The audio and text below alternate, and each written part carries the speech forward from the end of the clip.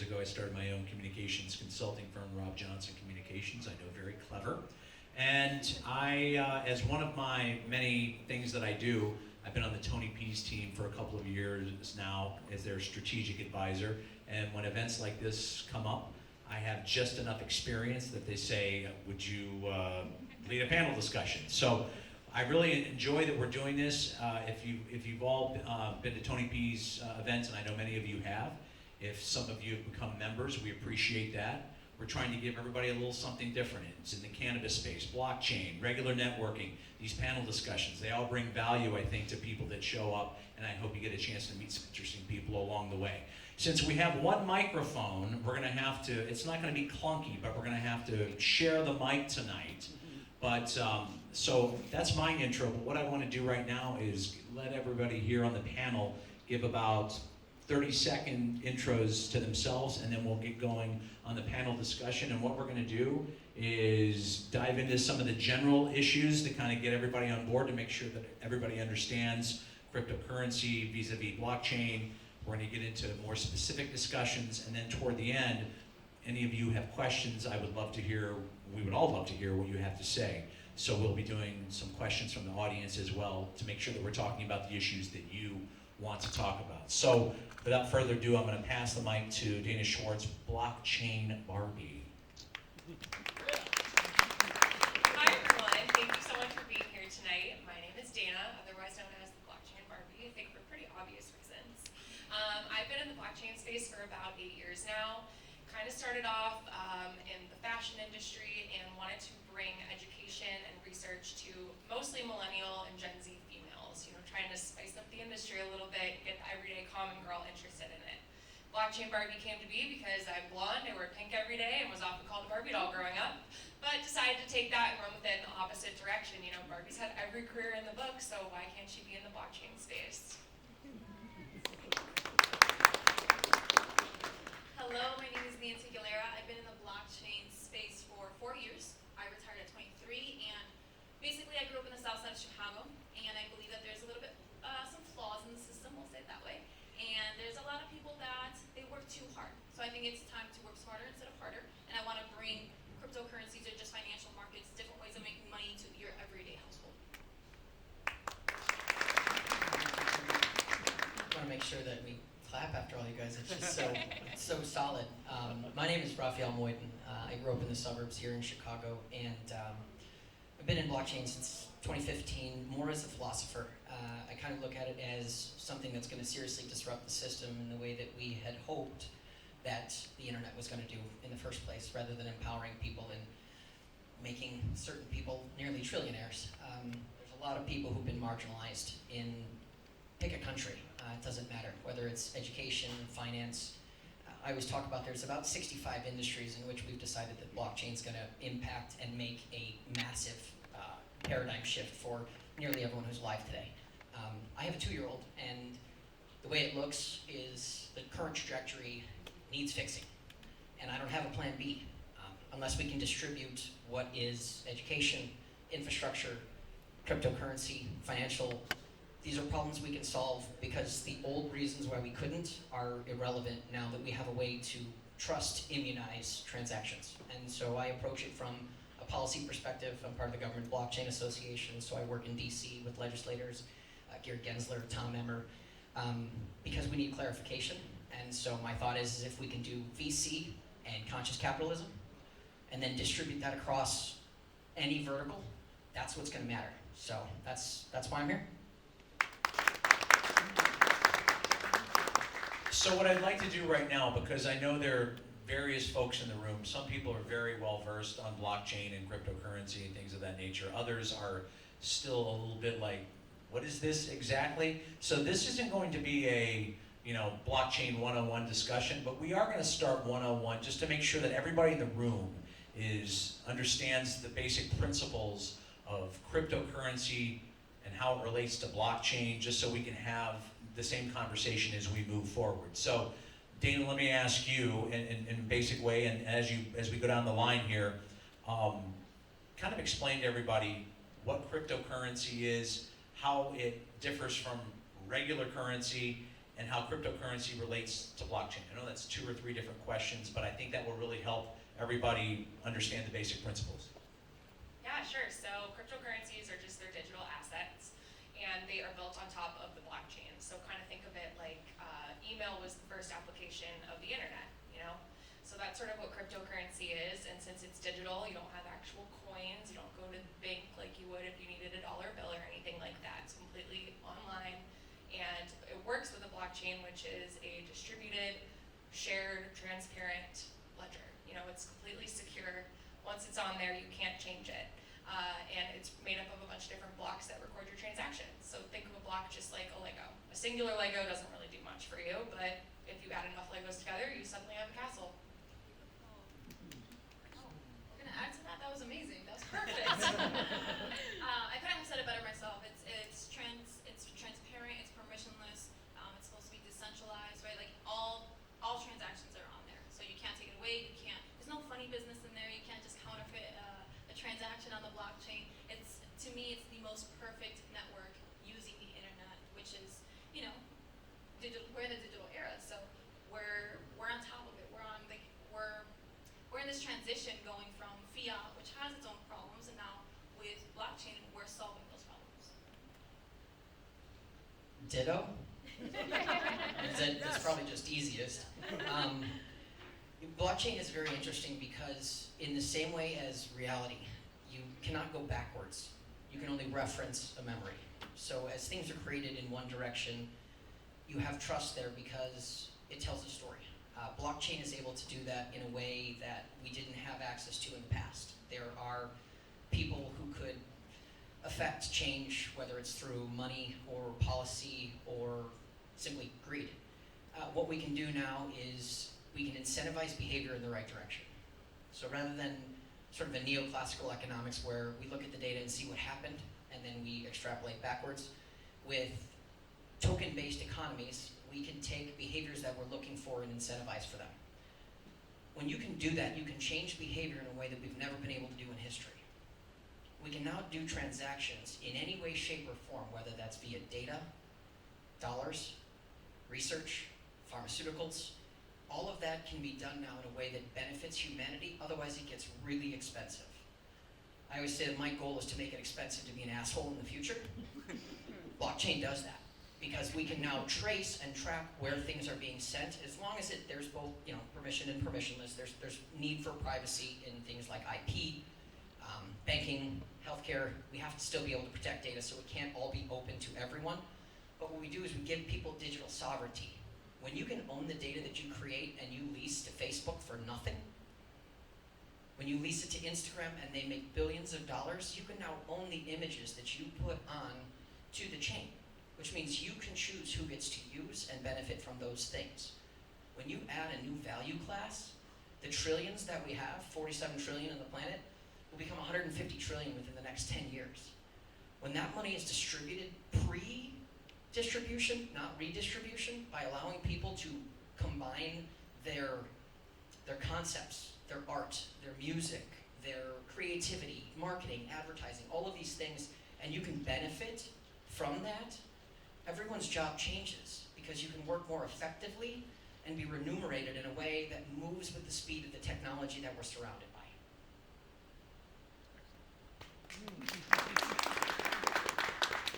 I'm so glad everybody's getting clapped for as we pass the microphone down.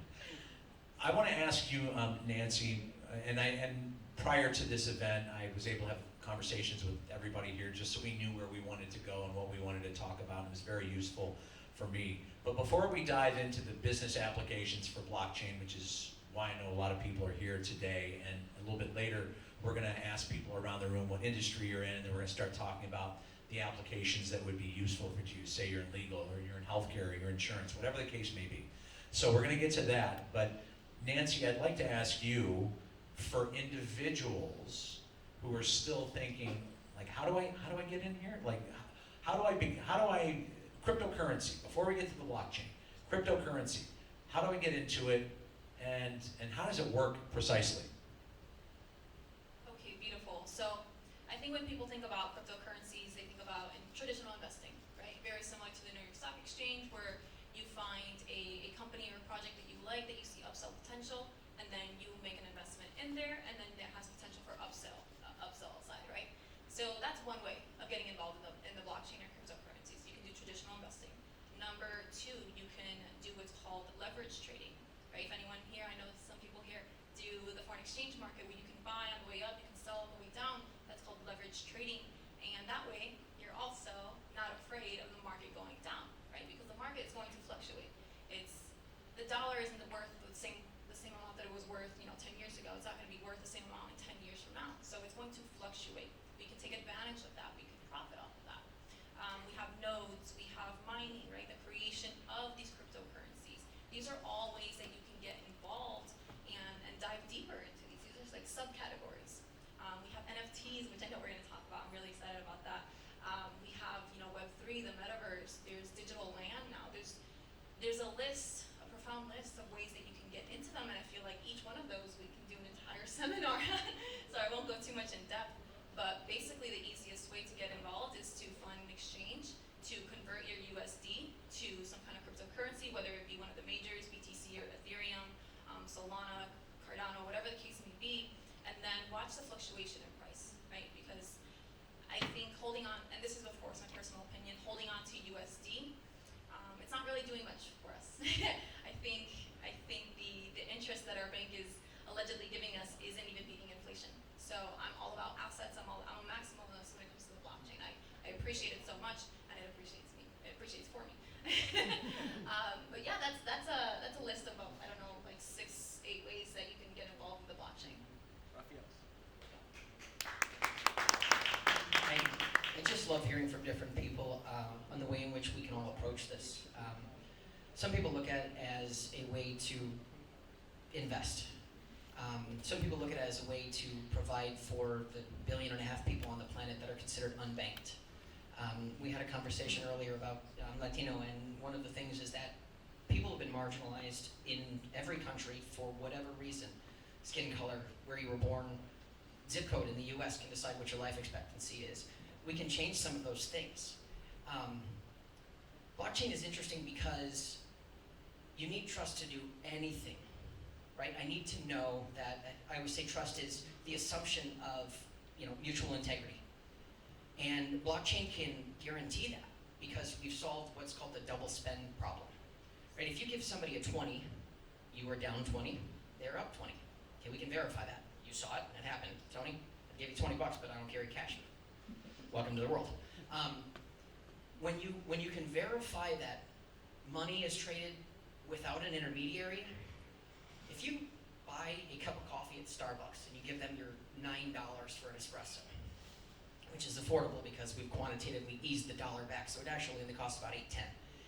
If you do that, there's 5 steps before that money comes out of your account and goes back into theirs. Every one of those people along the way takes what I call rent. There's the credit card processor, there's the merchant bank, there's your bank. We can speed all of that. Previously, these larger industries, right, the people who told us what trust was and said, hey, we'll make sure that your debit card doesn't bounce, right? We were all in college and you swiped your debit card like it was like a gift card and you're like, I don't know what's on it, but it might work, okay? That's because banks communicate, but it's very slow. When we can do this almost instantaneously for money, it changes the game, right? You don't need all of these people in the middle to spend billions of dollars on infrastructure and server rooms and data centers because we can have the compute power be on the edge, right? My wallet to your wallet. We can do transactions in the same way that we used to be able to when humanity lived in communities. I don't know if people are familiar, the Dunbar number is 150. So after you get over 150, you can't barter anymore. You can't trade chickens for a house, right? It's very hard to do. I work in Ukraine right now, and they're having to trade real goods for natural value. When you can do that in a way that you don't have to trust the person because you know that everything about the transaction is verifying that trust for you, I can communicate with people and work with people because I can verify who they are because of KYC or some of the ways that you can do. People always talk about, Bitcoin. That's good for money laundering and buying drugs, right? I said, literally the worst way you could possibly do that. Okay, it's pseudonymous, not anonymous. So there's a paper trail, right? It's digital, so it's not necessarily paper. I guess I should change my verbiage, but there's a trail. The best way to do any of that stuff is good old-fashioned cash. What we can do now is say, hey, I can move money and I can send it to the Ukraine via QR code right into somebody's wallet where it's needed. The Red Cross raised $500 billion to build houses after the earthquake. Do you know how many houses they built? 5. Not 100, I'm not pausing for effect here. It's like 5. It's less than 10. We can make sure that help gets where it needs to go, whether that's help with money, help with school, help with building a house and shelter, the basics. That's what blockchain does, because when you take all the pieces that existed, this is not a new creation, it's just a new recipe. We took some of cryptography, we took some of software, we took some of hardware, we took some of the interesting pieces and sort of put them together. 9 pages to change the world, the white paper. How many of you guys have read the white paper out of curiosity? If you haven't had a chance, it's not really technical. It's not super difficult. Check it out, because when you read it and you really slow down and think about what it does and you go, holy cow, I don't have to trust a politician to do what they say they're going to do, because I can commit them to a smart contract. So if then is not met, doesn't happen. I just love the fact that we can empower each and every one of you to do whatever you want with whatever you have in any way that you create. That changes things. This is not tiny. This is changing lives, and I love it. Retire at 23. I mean, clap. That's crazy. That's the kind of stuff we can do. All right, Dana. Let's see. I'm adding to that? If you want to, you don't have to. Oh, okay, yeah, sure. So personally, what I think is really cool about blockchain, and I do love all the cryptocurrency stuff, and I think self-sovereign identity is one of the best parts of it. But I think the blockchain technology itself is what is most applicable to businesses. It will literally touch every single business that you are in or you can think of being in. You can track anything on a blockchain. I mean, to know exactly where your stuff is coming from is wild. To know what farm the turkey you're eating for Thanksgiving is coming from, you can see the farmer who raised it, you can see all of that information. If you're buying a Chanel bag, you can know that it's not fake. And if I paid, $7,000 for a bag, I want to make sure it's not fake.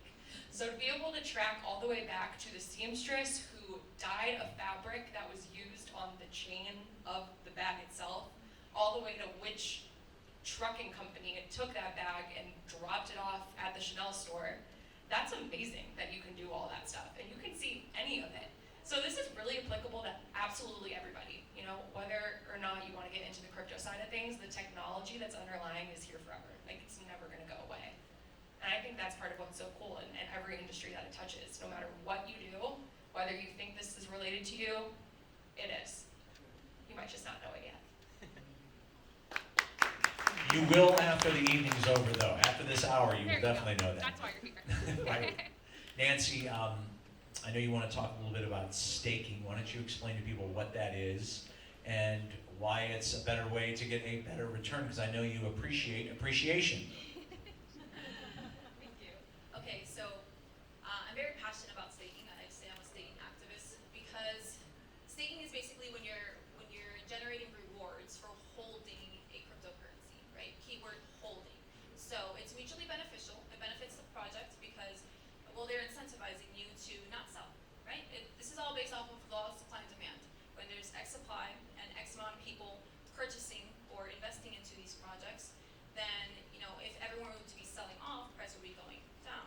Well, to incentivize people to not do that, they want to say, hey, how about you hold this for X amount of time, and we will actually be paying you rewards in that token or maybe another token. So I love staking because it's I think the most passive way of generating income. It's something that could be paying you, and the percentages can go anywhere from like 4%, which is super conservative, 200%, 800%, 1600%. These are numbers that we've never seen before. These are unconventional. So if something is paying me 16% a day, compound interest is one of the biggest secrets of the world. That's how the rich get richer, right? So that's why I'm a big fan of staking, and I believe that don't just be making more money off of line or on the blockchain, but also be staking it. So essentially, you're parking your money, but the returns you're getting in traditional ways are minuscule. And what you're talking about here with parking your cryptocurrency, the rewards are far greater, right? Yep. That's excellent. Raphael, anything to add to that? I mean, not really, except for the fact that there's really only one problem in terms of with the blockchain is its adoption. Right? The fact that some of you guys are unfamiliar and have not done this. Does everybody here have a credit card? This is the next iteration, right? We went cash to, fill in the number cash, check. Then we said, okay, checks aren't necessary. We got the number on the bottom, so we stamped that number onto a credit card. Now you can swipe it. Then we decided, hey, we can tap it. Well, if you can tap a card, you can tap a phone. Tap a phone, you put a wallet on there, it doesn't matter where the money's coming from. So if each and every one of you just did anything in blockchain, find a project that you like, research, just type in YouTube. The number of people who search in YouTube, what is a blockchain, is unreal. Because so many people are like, okay, look, I've heard about it enough. My mom asked me, she's like, Mijo, I don't know what a blockchain is. And I said, Mom, because I love you, I will not explain it to you. What you need to know is, behind a wall, there's a light switch. There's conduit, you don't care what the gauge of the wire is, you just need to know the light switch works. As more and more of you guys come on, it incentivizes different businesses. I've got partners here that work in different businesses to make it accessible for everybody. Micrographs, I'm gonna do the shout out thing because I'm supposed to, right? They're paying for my Red Bull, so, gotta do the thing. What it does is my grandma can go on and sell pocket squares on Etsy, when 15 years ago, developers were making millions of dollars to hard code HTML to build simple websites. Okay, when you can do drag and drop ease, when you don't have to go in and buy it on Dex and change your BTC to Anchor to Stake, some of these guys know what I'm talking about. We need to make it easier for people, and the way that we do that is because when each and every one of you guys gets involved in any way, shape, or form, you care about giving money to people and tracking where it goes when you donate, put it on chain. You can know exactly where it is. You could program the money that says, I only want it to affect kids on the south side of Chicago. Even if you live in California now, you can say, I want to affect it here. That's surgical. You want to be able to have a way to monetize your data in the same way that Jeff Bezos was able to put it into the air, okay? That money was made off of the data that we have of our buying habits, all of those things. If you guys do one or two things in blockchain, all of that is a step in the right direction. And when we do that, that's how you guys become empowered, right? It was embarrassing when I started. I consider myself to be an averagely smart human, and I felt really dumb because I didn't get it. And there's a lot of people who have MBAs and PhDs that still don't understand blockchain, but if you take a second and you look and you say, wait a second, this is crazy. I don't have to trust anybody. I just trust math. Well, math hasn't failed any of us yet, right? You trust gravity, it's still gonna happen, even though you don't understand how it works. Get in the blockchain, do something, buy an NFT, stake something, put some money on Coinbase. I don't care if it's a non-custodial, not your keys, not your crypto, everyone. Just to clarify, for those of you guys that know, you're gonna have to learn how to be custodians of your own things, and it's interesting and it's fun because you can make it anything you want. That's, I think, what I would add, is you can carve out your own history. That's really good.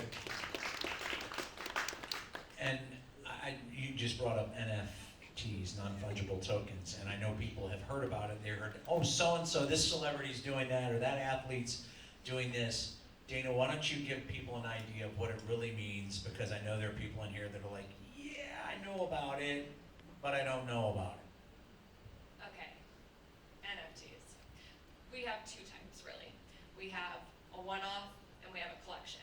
So think of an NFT one-off as like a Picasso, right?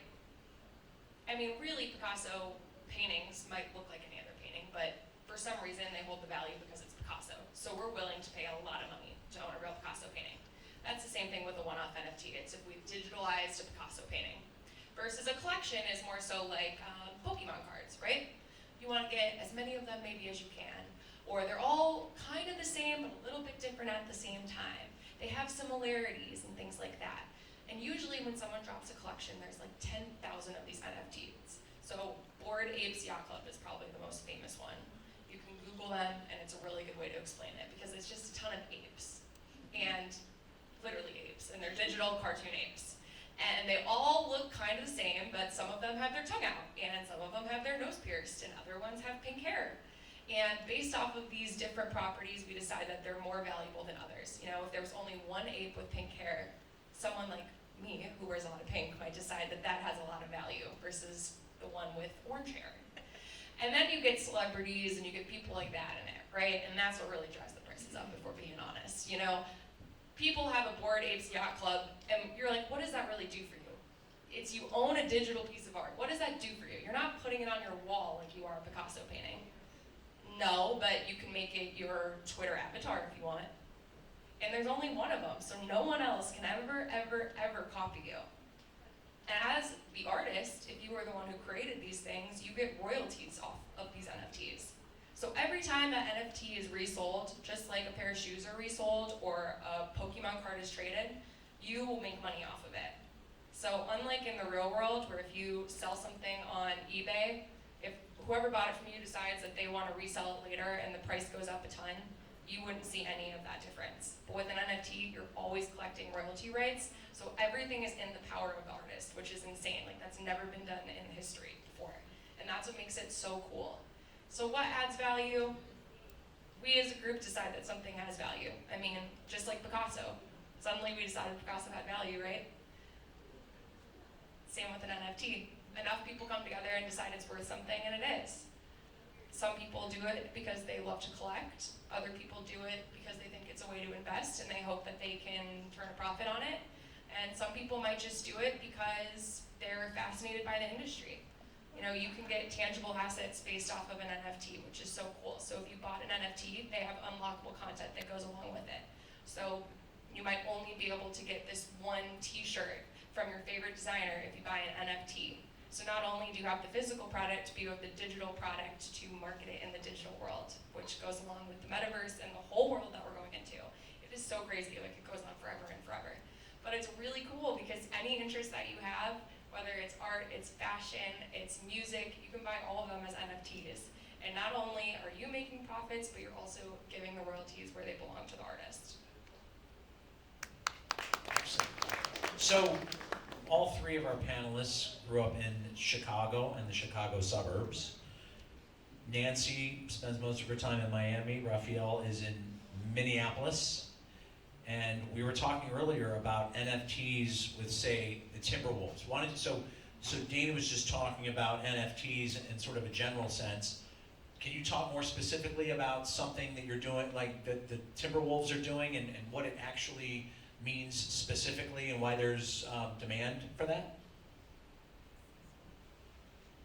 So I'm always the guy who gets touchy-feely because I want to get kids involved, I want to get poor people involved, I want to get everyone involved, because I just think that, in the same way that electricity and clean water and food kind of valuable, I feel like if you can be in charge of your own future and mitigate your own risk, you don't have to be relying on anyone else.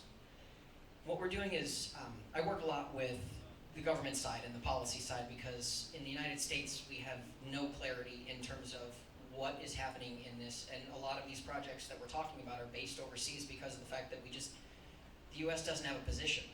So what we do is we go into the schools and we say, hey, how do we build the knowledge base for people to recognize that there's new jobs coming, right? When we invented the steam engine and we were able to leverage people's strength, we made ourselves far more productive.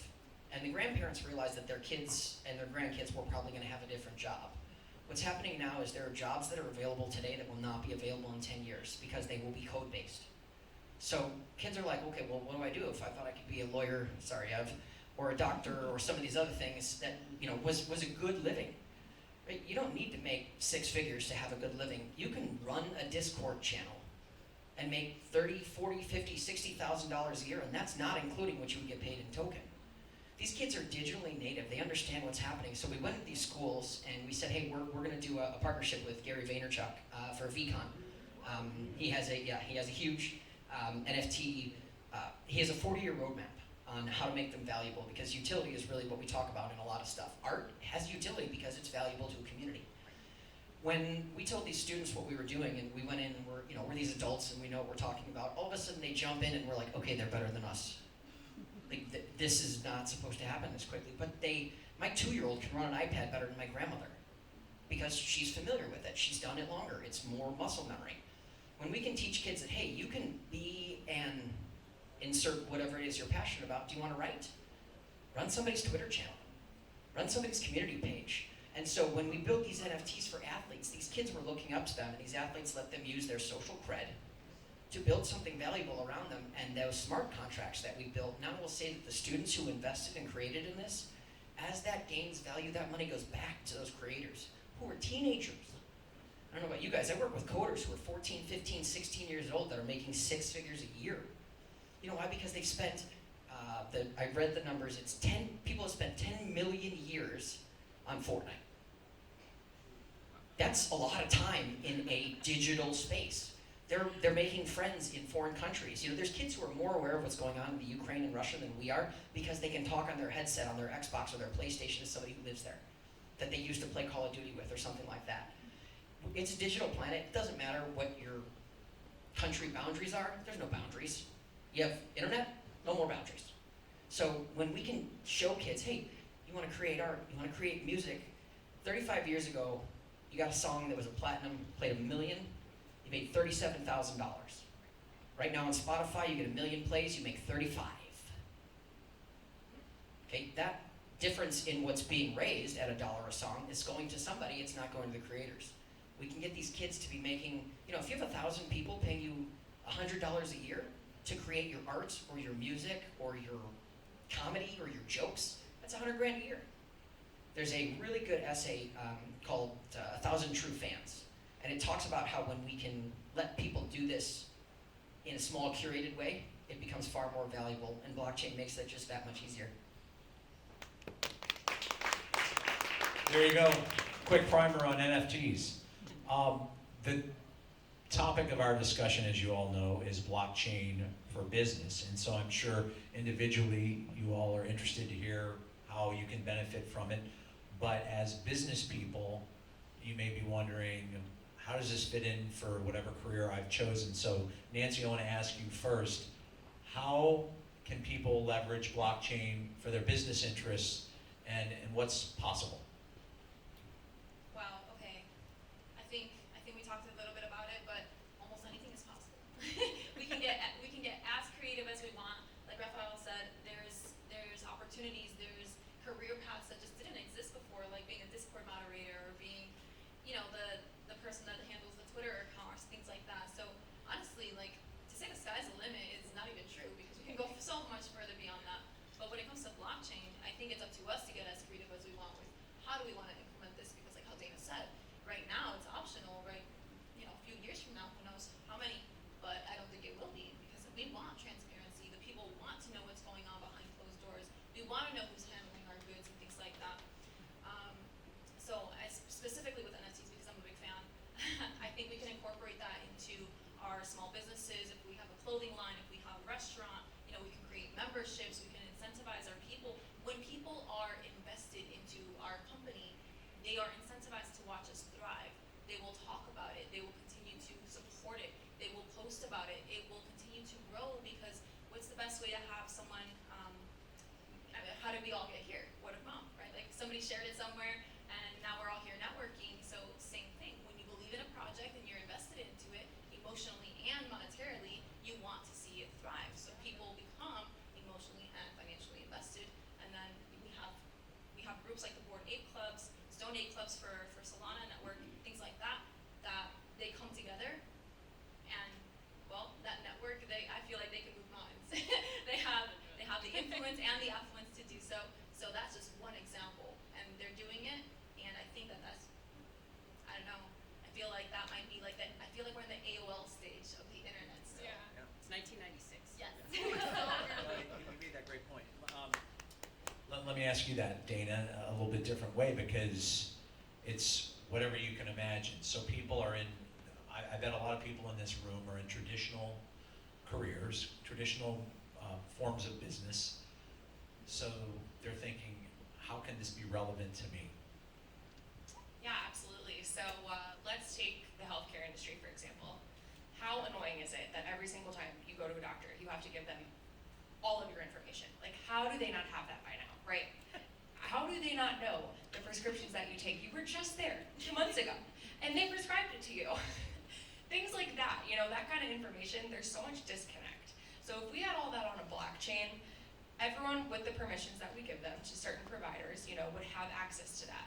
So this is great for a million reasons. It's great as a consumer because number one, we don't have to answer the 5,000 questions they ask us when we go check in for the doctor.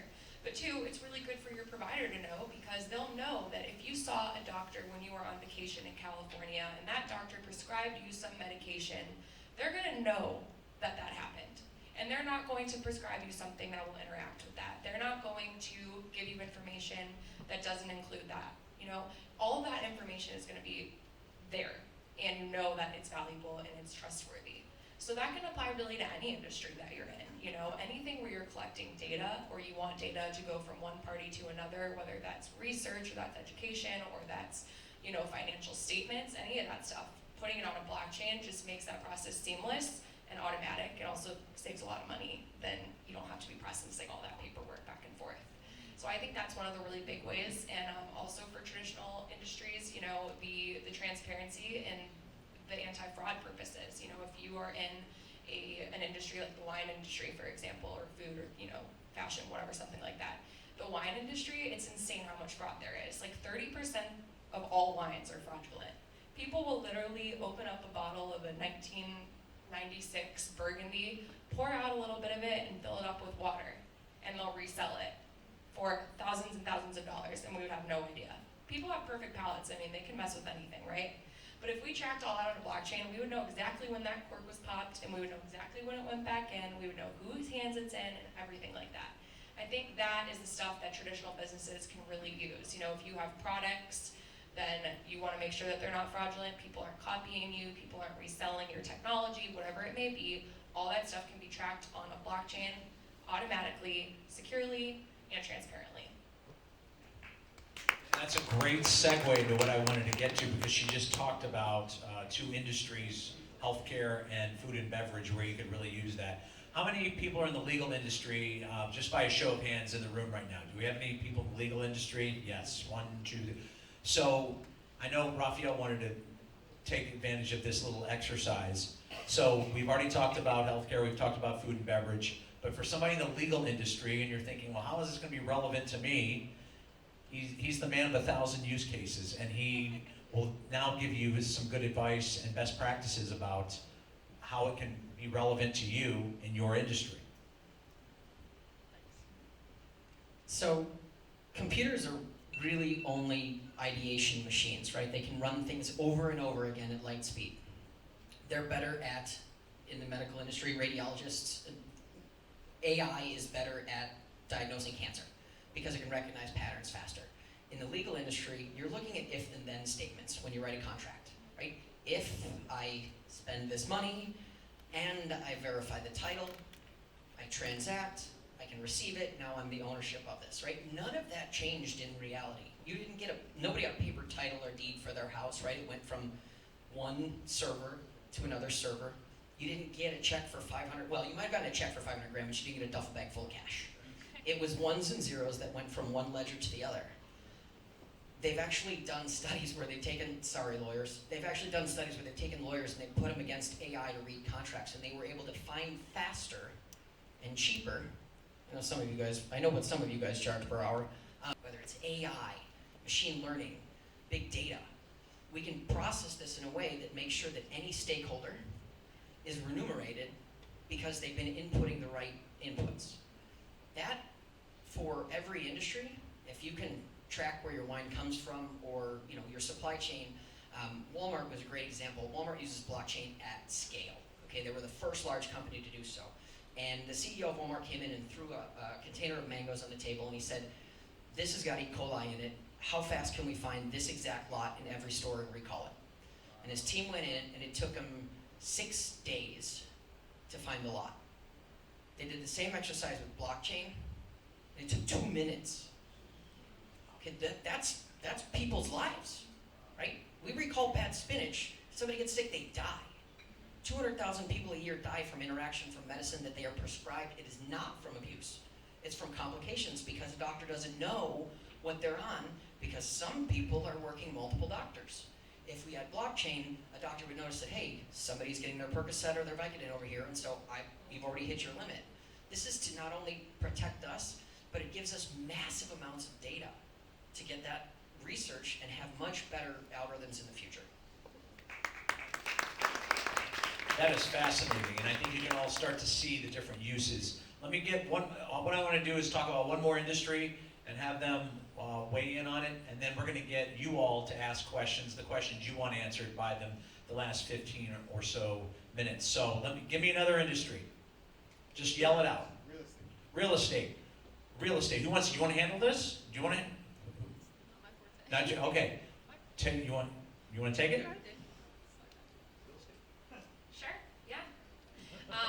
Well, kind of actually, smart contracts are a massive part of the real estate industry. So, I mean, if you were going through the closing process on a house, there's a million things that could go wrong and do go wrong. And homeowners who have had that happen can tell you it's a pain. So if you had a smart contract where it's all written out, where it's like, if this house doesn't pass this inspection, and this person doesn't sell this property beforehand, and this mortgage doesn't go through, and all that stuff is written into a contract that's automatically executed, then the house is never gonna sell. Or you're not gonna get a buyer who will default on their loan. Things like that, all that stuff is tracked, it's automatically going to happen. And there's not gonna be any missing steps because there's no intermediaries, there's no one in between that's going to, forget to put in one piece of paperwork or do a background check on their inspector and things like that.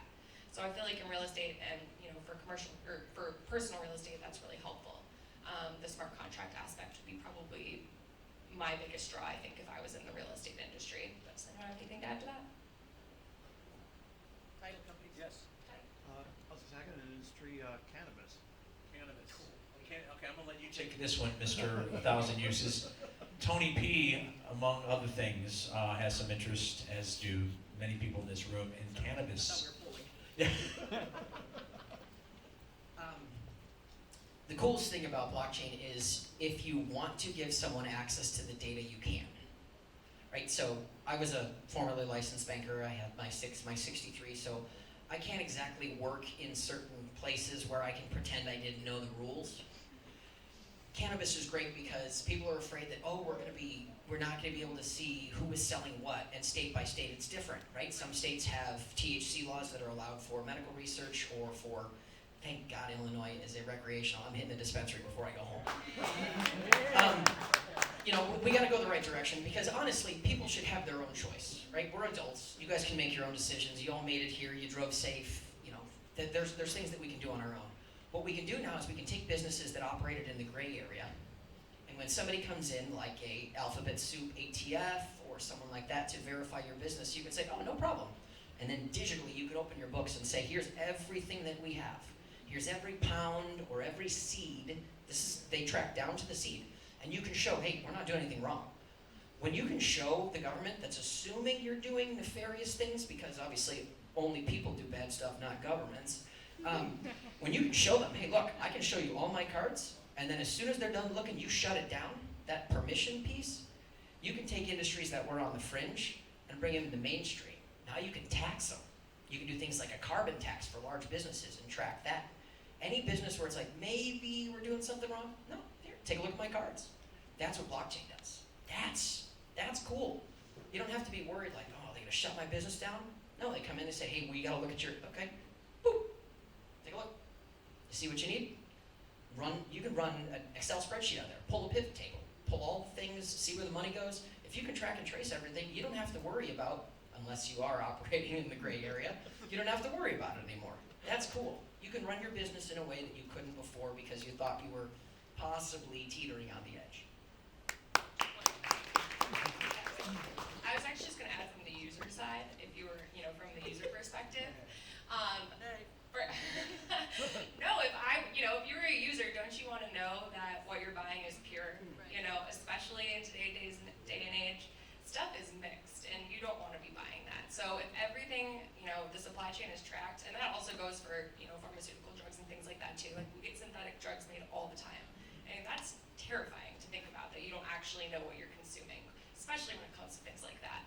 So I think from the consumer side, blockchain is so cool because they can't, no one can lie to you about what was in there, and there's no mess ups that something was accidentally mixed or laced when it wasn't supposed to be. You know exactly what you're getting every time. Excellent, great insight. So let's get a few questions here, and the closer you are, the better. This is great. Tell us what your name is and who the question is for, and anybody can jump in. If it's for somebody and you have a thought, please share with us. Hey, I'm Steve. I just started. I actually reached out to Raphael on LinkedIn the other day, but I just started in the blockchain Web3. I work for a startup called Token. We applying Web3 and blockchain towards the live event industry. But how I got into it was very interesting. I had a side hustle. I'm an entrepreneur. I started taking my money and I just started investing in I just put my money in. It just went up, and I got to a point where I was like, you know what, I really want to dive into this. But you have a room full of people that don't necessarily have that luxury of being able to just dive into this field. And what are the 1, 2, 3 things that they could do that they can apply to their industry, to their company now to move them towards that, right? So that it's not so drastic, because not everybody can take that leap. Like, what do you think that they can do? Nancy, you wanna try that? Okay, so I think a few things that people can do is, of course, continue to learn more about it. I will, however, say that I think that you learn more in the field than you do in the classroom. So just get in there, just kind of how you did. You invested at the right time, at the right place, but more importantly, you executed. So without that execution, we cannot learn, at least not by experience. We can learn theory. So I think that's all I would say is just, we have Google, we have YouTube, we have a room full of people tonight that, know their ins and outs about blockchain technology, crypto investing, things like that. So definitely network and just continue to learn more about the space and continue to ask questions. I think there's no such thing as a silly question, but more than anything, just execution. Just get in there, you learn more in the field than you do in the classroom. Just be willing to look stupid. Get uncomfortable. Right? Cognitive dissonance sucks. Push through it. Ask somebody like, look, bro, I can't tell you how many people I've had who have PhDs, MBAs, JDs, whatever, and they're like, dude, I don't understand your Ponzi scheme. And I was like, all right, it's a little bit hurtful, but be willing to ask questions like, I don't understand, because everybody started somewhere, right? Education is one of the things that allows us to be able to empower ourselves to recognize whether something is a scam or is real. If you want to start in the investing side and do crypto, you can do that.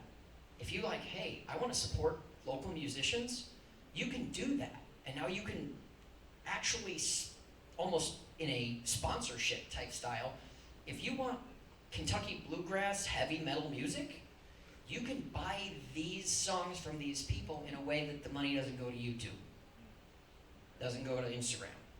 You can go in and you can buy a piece of art for $1 on OpenSea. You can go to Coinbase, you can download the app. You can go to MetaMask and open a wallet. Take $100, put it in one of the majors, Bitcoin or Ethereum, park it and wait. In 6 months, go back and look. Wait, don't do that 6 months ago, but now, where we are. Go back 6 months from now, and if that doesn't look different, I'm pretty sure you'll be inspired by then. But just jump in. $50, $100, $10. Send money to a charity that uses blockchain. Type in blockchain charities and support somebody in Ukraine or Russia. Do anything you want, whatever you're passionate about. There's a blockchain project in it, I promise. And if you don't know one, I do. I'm going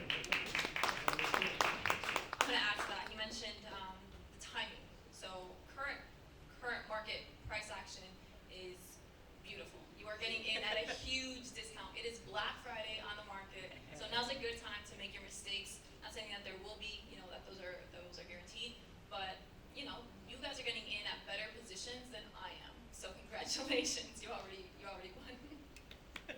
Also, find someone that you can relate to in the space. I think that is one of my biggest tips. It's confusing, and the language that these things are written in can be really hard to understand. If you look up like IBM's blockchain guide for dummies, it's not for dummies. You will need a dictionary to understand the first sentence alone. So find people that are in this space, because there's tons, whether you learn better visually from YouTube video cartoons or you like podcasts and you want real world examples, find someone that is more relatable to you because they will make it less scary. I think that people are really scared by blockchain and by all these different buzzwords. So if you find someone that can take it to the level you need it and bring your interest into it, whether that's sports, that's luxury dining, or your personal business, I think that will make you more motivated to actually learn about it. It's a timestamp. There is an NFT container where it was used. And now all of a sudden, rather than having to say, okay, our lawyers are going to go up against your lawyers, it becomes black and white and cut and dry.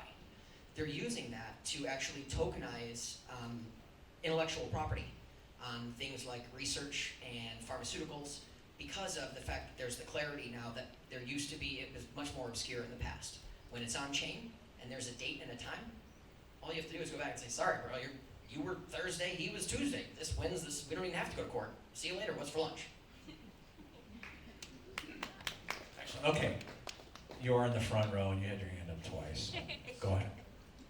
Last one.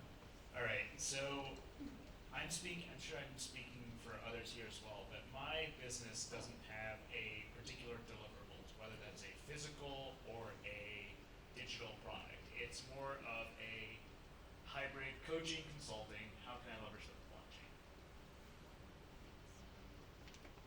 Okay, so how we were mentioning, NFTs could be in different kinds of, it could be a profile picture, it could be a, just considered a JPEG, it could be a membership. So your consulting could be turned into a membership, put on the blockchain, sold as an NFT, and then it could be, anytime that it's transferred, sold, resold, whatever the case may be, the consulting company gets the royalties.